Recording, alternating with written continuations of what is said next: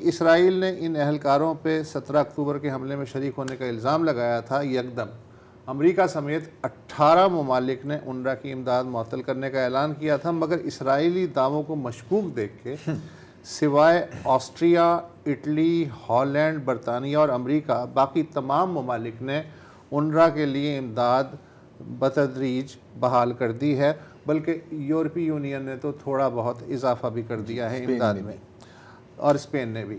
اگرچہ امریکی انٹیلیجنس ذرائع نے اسرائیلی دعووں کو بھی کمزور قرار دیا ہے، مگر امریکی کانگریس نے اگلے برس مارچ تک انروا کو 1% بھی نہ دینے کا فیصلہ کیا ہے۔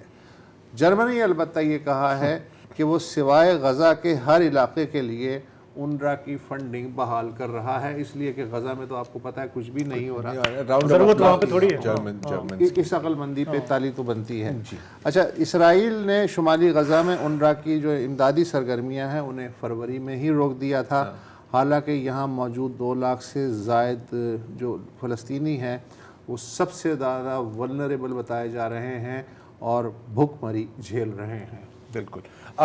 جو باقی ادارے ہیں جیسے ورلڈ سینٹرل کچن اور جو بھی جتنے بھی ادارے ہیں ان کے اہلکاروں کو چن چن کر مارا جا رہا ہے، اور ابھی میں ایک جو ان کے جو سابق ترجمان ہے اسرائیلی حکومت کی، اس کی میں ایک ٹویٹ دیکھ رہا تھا کہ ٹرکس پہ ٹرکس کھڑے ہوئے ہیں، ٹرکس ایڈ سے بھرے ہوئے ہیں۔ اس نے کہا کتنی افسوس کی بات ہے کہ کوئی ان کو ڈسٹریبیوٹ کرنے کے لیے تیار نہیں۔